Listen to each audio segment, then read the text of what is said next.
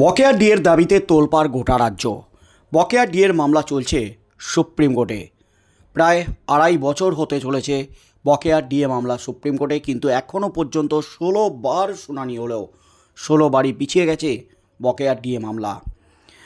গত 22 এপ্রিল যে ডিএ মামলার ডেট ছিল, বিচারপতি উপস্থিত না থাকার জন্য সেই মামলা পিছিয়ে যায় 29 এপ্রিল। কিন্তু হঠাৎ 29 এপ্রিল থেকে মামলা ফের পিছিয়ে 29 এপ্রিল ডেটটা ডিএ মামলার ক্ষেত্রে ডিলিট করে সেই ডেট দেওয়া হয়েছে 7ই মে। টপ অফ দ্য বোর্ড রেখেও 51 নম্বরের ডিএ মামলাটি কোনো এক অজ্ঞাত কারণে রাখা হয়। এই নিয়ে কিন্তু কর্মচারী মহলে ক্ষোভ প্রতিনিয়ত বেড়েই চলেছে। তার মধ্যেই কিন্তু এই ডিএ মামলা নিয়ে যখন বিভিন্ন মহল থেকে বিভিন্ন প্রশ্ন উঠে আসছে, ঠিক তখনই সুপ্রিম কোর্টে ঠিক কেন, কি কারণে এই ডিএ মামলার নিষ্পত্তি হচ্ছে না, ডিএ মামলার নিয়ে কি বড়সড় খেলা খেলছে রাজ্য, এর পিছনে কি রয়েছে গভীর ষড়যন্ত্র, ডিএ মামলার ক্ষেত্রে সুপ্রিম কোর্টে রাজ্য কি কোনো কিছু গেম খেলছে? অবশেষে সামনে এলো একেবারে বিস্ফোরক তথ্য। চমকে ওঠার মতো তথ্য দিলেন মামলাকারী সংগঠন কনফেডারেশন অফ স্টেট গভর্নমেন্ট এমপ্লয়িজের সভাপতি শ্যামল কুমার মিত্র মহাশয়। একের পর এক বিস্ফোরক তথ্য তুলে ধরে যা দাবি করলেন শ্যামলবাবু, তাতেই কিন্তু রীতিমতো হইচই পড়ে গেল একেবারে গোটার রাজ্যে। শুনুন বন্ধুরা, শ্যামলবাবু ঠিক কী বললেন ডিএ মামলার শুনানি বারবার পিছিয়ে যাওয়া নিয়ে। আদৌ কি ডিএ মামলার নিষ্পত্তি হবে, নাকি ডিএ মামলা শেষ পর্যন্ত এভাবেই ঝুলে থাকবে? কি হতে চলেছে আগামী দিনে, দেখুন বন্ধুরা শ্যামলবাবু ঠিক কী বার্তা দিলেন। প্রিয় কর্মচারী বন্ধুরা, আপনারা ইতিমধ্যেই জেনেছেন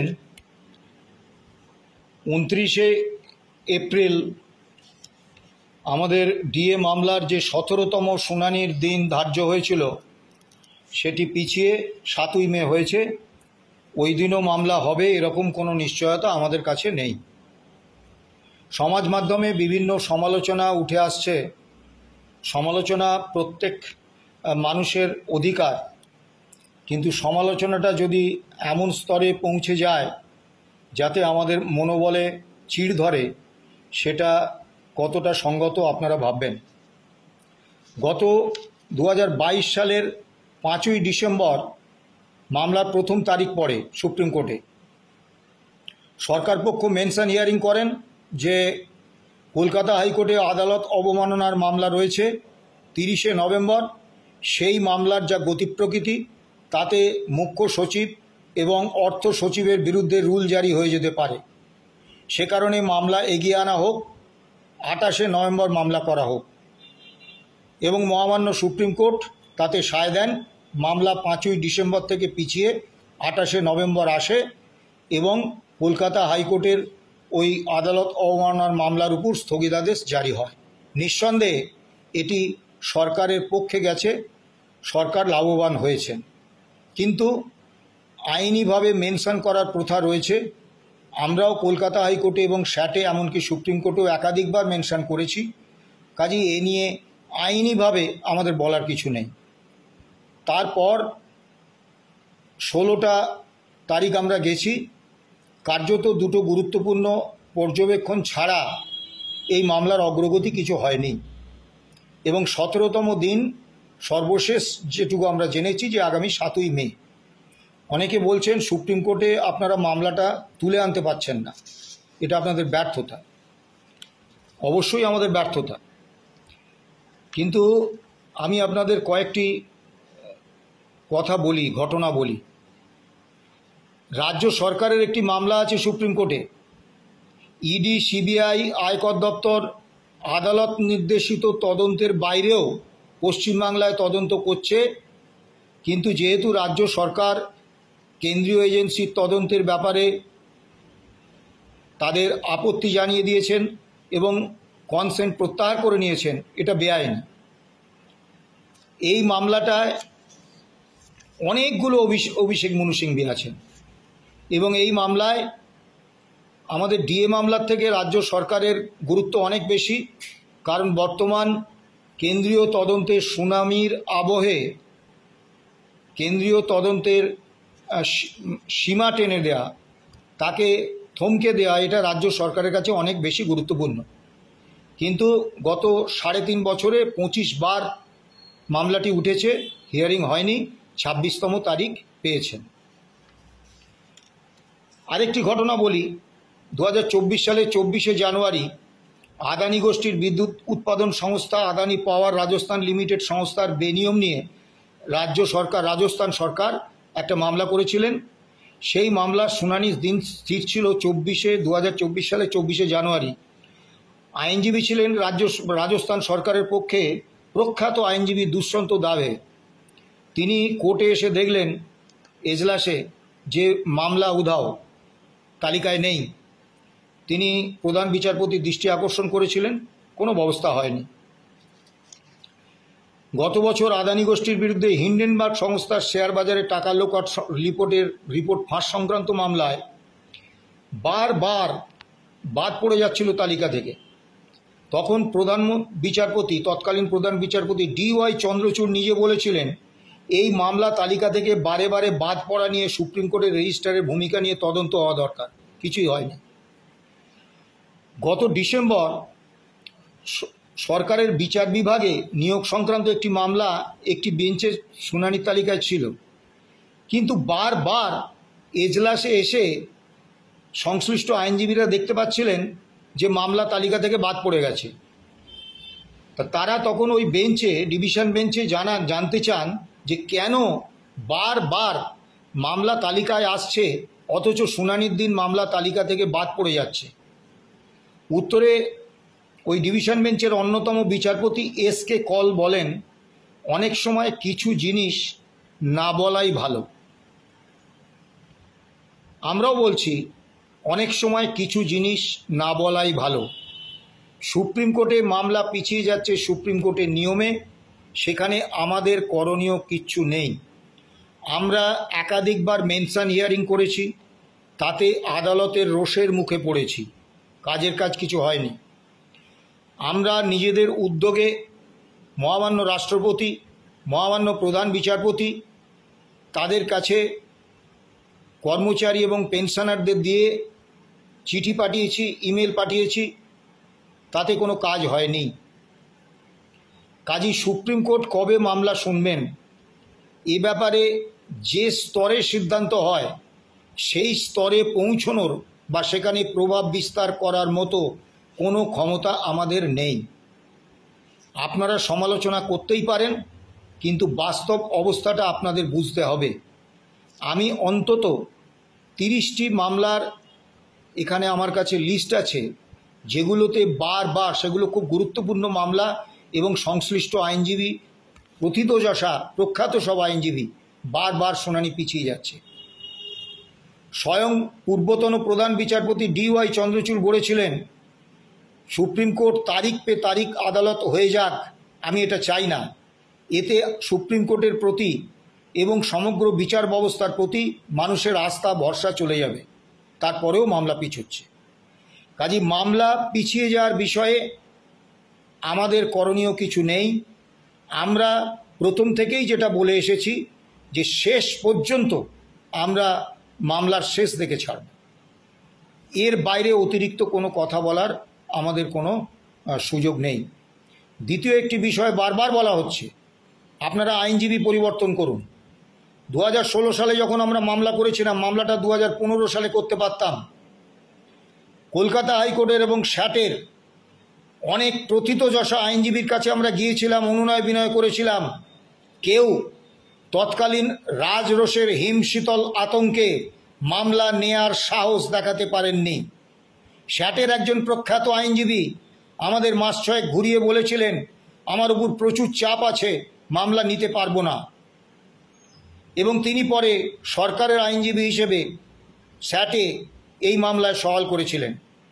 সেই সময় সর্দার আমজাদ আলী এগিয়ে এসেছিলেন, তার কিছু পরে বিকাশ রঞ্জন ভট্টাচার্য, ফেরদৌস শামীম, গোপা বিশ্বাস এরা এগিয়ে এসেছিলেন।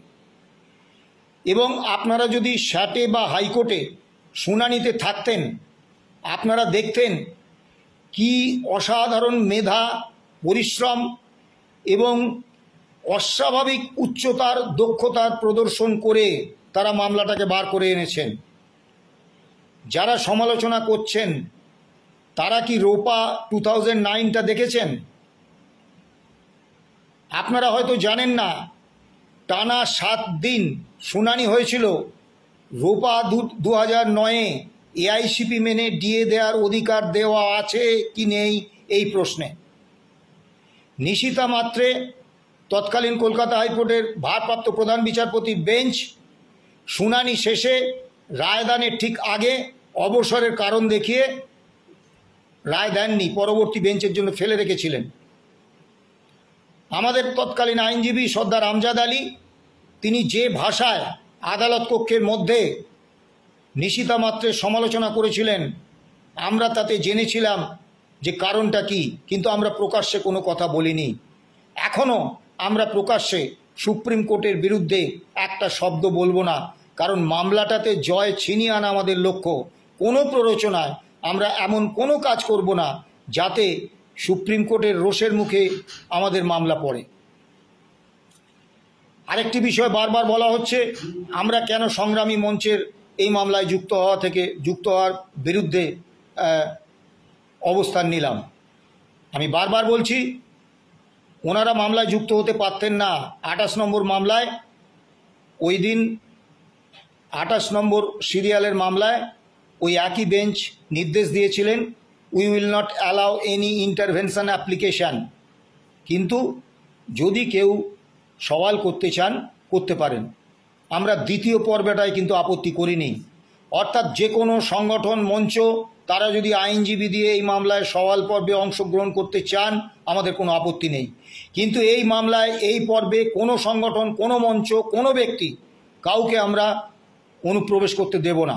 কারণ সরকার এই আবেদনের বিরোধিতা করেনি। সরকার বিরোধিতা করেনি একটাই কারণে, যাতে মামলাটায় একবার একজন কেউ প্রবেশাধিকার পেয়ে গেলে সেইটা দেখিয়ে একের পর এক সংগঠন, ব্যক্তি তাদেরকে এই মামলায় যুক্ত করার জন্য হাজির করবেন সরকার পক্ষ। মামলাটা অনির্দিষ্টকালের জন্য দীর্ঘায়িত হয়ে যাবে। তাছাড়া সরকারি কর্মচারী বাদে অন্য কারোর এই মামলায় যুক্ত হলে অনাবশ্যক জটিলতা তৈরির সম্ভাবনা রয়েছে। মনে রাখতে হবে মামলাটা স্যাটের, তাই মামলার স্বার্থে আমাদের সমালোচনা হবে জেনেও আমরা বিরোধিতা করেছি এবং ভবিষ্যতেও বিরোধিতা করব। কিন্তু আবারও বলছি, আইনজীবী দিয়ে এই মামলায় অংশগ্রহণের কোনো বিরোধিতা কিন্তু আমরা করিনি। আপনাদের কাছে একটা কথা আমি বলবো, আমরা রাজ্য সরকারি কর্মচারীদের জন্য যতটা দায়বদ্ধ, শিক্ষক, শিক্ষাকর্মী, পঞ্চায়েত, পুরসভা, বোর্ড, কর্পোরেশনের জন্যও ততটাই দায়বদ্ধ। এবং আপনারা এতদিন আমাদের উপর আস্থা ভরসা রেখে এসেছেন, এখনও রাখুন। আমরা আবারও বলছি যে আমরা শেষ দেখে ছাড়ব। অনেকে বলছেন এই আইনজীবীরা থেকে আরও নামী আইনজীবীদের নিয়োগ করা। আমি যে কথাটা বলতে চাইছিলাম না বলছি, এই মামলার রায় কার্যকর হলে কম বেশি 10 লক্ষ পেনশনার এবং কর্মচারী, শিক্ষক, শিক্ষাকর্মী সব মিলিয়ে উপকৃত হবেন। তারা যদি প্রত্যেকে 100 টাকা করে আমাদের ব্যাঙ্ক অ্যাকাউন্টে জমা দিতেন, তাহলে ব্যাঙ্ক অ্যাকাউন্টে 10 কোটি টাকা জমা পড়ত। 10 কোটি বাদ দিন, ব্যাঙ্ক অ্যাকাউন্টে আমাদের 1 কোটি টাকায় পৌঁছতে এখনও বহু বছর অপেক্ষা করতে হবে। কর্মচারীদের, শিক্ষক, শিক্ষাকর্মী, বোর্ড, পুরসভা, পঞ্চায়েত, তাদের একটা অতি ক্ষুদ্র অংশ বারবার নিজেরা অর্থ সাহায্য করছেন। কিন্তু সিংহভাগ কর্মচারী তারা নৈতিকভাবে এই মামলায় আছেন, তারা এই মামলায় কর্মীপক্ষে জয় হোক এটা চাইছেন, কিন্তু তারা কেউ এই মামলায় আর্থিক সাহায্য করছেন না। বর্তমান আইনজীবীদের নিয়ে মামলা চালাতে আমরা হিমশিম খাচ্ছি, তীব্র আর্থিক সংকটে আছি। গত 3 দিন সুপ্রিম কোর্টে মামলা হয়েছে পুরো ধারের টাকা। আগামী 7ই মে যে মামলা হবে সেটাও আমরা সে অর্থ এখনও জোগাড় করতে পারিনি। এই অবস্থায় আমাদের সুপ্রিম কোর্টের senior advocate Rahib Rahum, advocate on record Shekhar Kumar, Kolkata high court থেকে senior advocate Bikash Ranjan Bhattacharya, advocate Firdous Shamim এবং অ্যাডভোকেট গোপা বিশ্বাস, এনারা রয়েছেন। এদের উপরে আমাদের যথেষ্ট আস্থা ভরসা রয়েছে। কাজেই এর বাইরে অতিরিক্ত কোনো নামি দামি আইনজীবী নিয়োগ করা আর্থিকভাবেই আমাদের পক্ষে সম্ভব নয়। নমস্কার, ভালো থাকবেন, সুস্থ থাকবেন। আবারও বলছি, যে কোনো পরিস্থিতি আসুক, আমরা শেষ দেখে ছাড়ব। এই মামলায় কর্মচারীদের জয়। যদি অন মেরিট শুনানি হয় সুপ্রিম কোর্টে, কেউ আটকাতে পারবে না। নমস্কার।